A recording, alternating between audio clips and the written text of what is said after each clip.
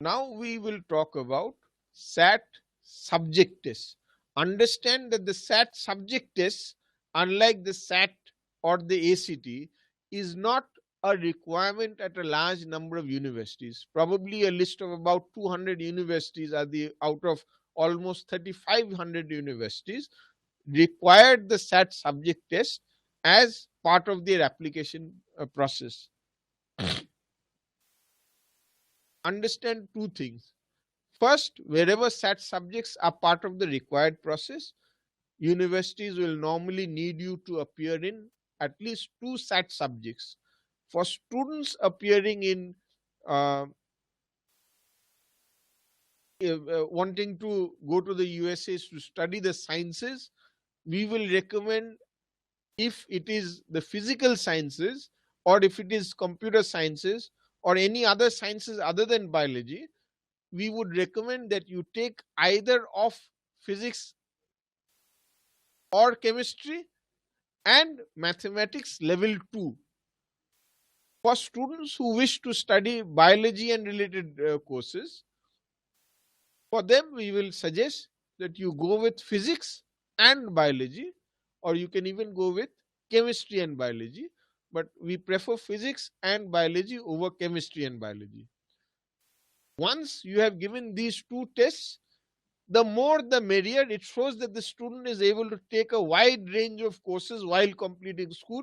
It shows that the student is able to take the pressure, academic pressure, that may come up when the student goes to university level education. Now, in the next slide, I have given you the average scores of students in the SAT subject test. So as I said, about 150, 60 odd universities require the SAT subjects. A large number of universities allow, on the basis of the SAT subjects, to avoid a lot of the introductory courses. Now let us look at the requirements of the SAT subject test in a few of the universities. So for example, the Brown University. Then Brown University requires you to write 2 SAT subjects, and of course then I have noted down the requirements of a large number of institutions, so I don't think we need to go over it. It will be available as a presentation to you. So as I said, if you look at the list, you will see that large number of universities are requiring 2 SAT subjects, the more the merrier. One of you is asking, what does two subject test mean, and you want an example. So you clear what is the meaning of the SAT subject test and the examples that he was talking about again. All right. So what does 2 SAT subject tests mean? Give 2 exams or give an exam with 2 subjects minimum? No, so each subject itself is a separate test. For example, in one sitting you can take up to 3 tests. So each SAT subject test is for a duration of about 1 hour. So if you wish to take, a large number of my students, they take physics, chemistry and biology, or they take physics, chemistry and mathematics in one sitting. Each test is for a duration of 1 hour with about a 15-hour break in the middle. So each test is a separate test. The list of tests that you can take is already there. It will be shared with you at the end of the discussion today. At one sitting, you can take up to 3 subjects. Question is the SAT subjective or objective type? Okay, it mainly objective type. There'll be a few questions where you have to work out your answers and enter it, but it's mainly a multiple choice question based test paper. A student is asking, if one wants to pursue engineering in the USA, which subject test he should. For engineering, it will be maths level 2 followed by physics. Unless it is chemical or related engineering, so environmental engineering, chemical engineering, these students will write maths level 2 and chemistry. Now we come to advanced placement tests. Advanced placement is a test that large number of students write in the USA. Over the last few years, it's been available in India. It's also administered by the College Board. It is a test which is also administered by College Board. College Board, as you know, is the one who administers the SAT test and the SAT subject test.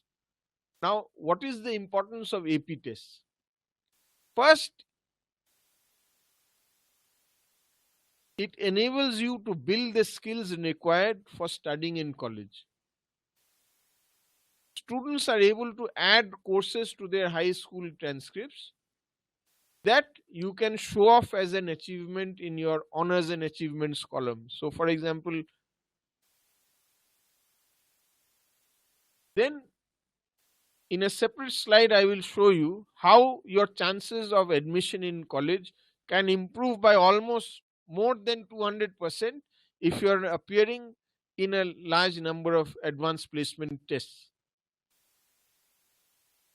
And then, of course, I have students who use the advanced placements to gain advanced credit in universities.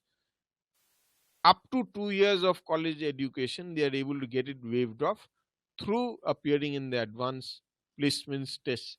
And of course, if you are a great scholar, if you won scholar awards and all that, then it is a way of garnering some extra scholarship for yourself. What are the various AP Scholar Awards that are available? What are the various AP Scholar Awards that are available?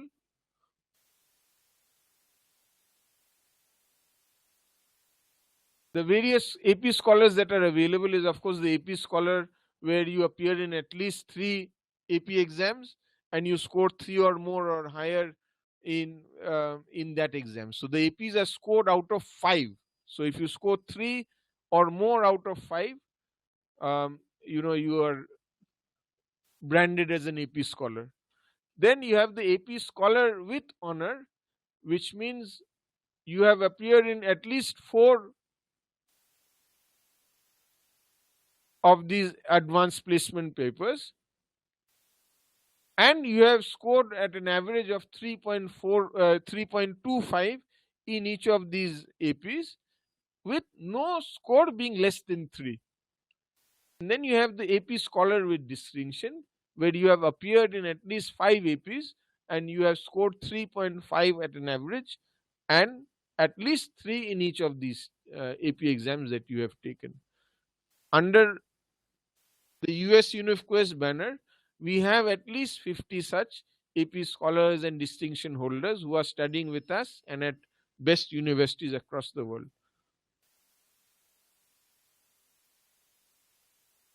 Now look at the admission rate. Look at the admission rate and chances of admission going up as you look the number of APs that you are appearing for increases. So for example, let us say you have an applicant who has not appeared in a single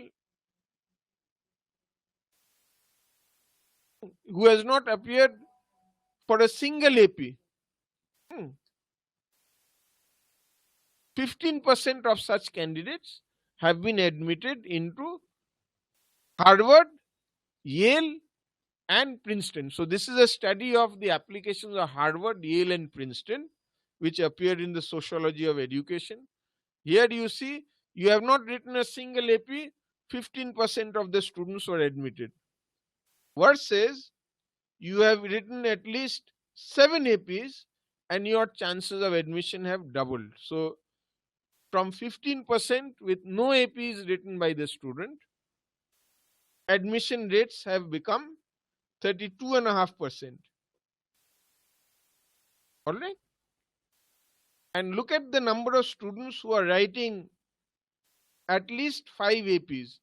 It has now come down to single digits. So immediately what happens is, when you are talking of top percentiles and all that, you are already within the top 10 percentile by simply appearing in 5 or more APs. So remember that So just don't write 1 or 2 APs and get done with it, and write at least 5 APs by the time you are in class 12, because writing APs after your board examinations are over will not add any merit to your college applications. All that will help to do is to save up on money.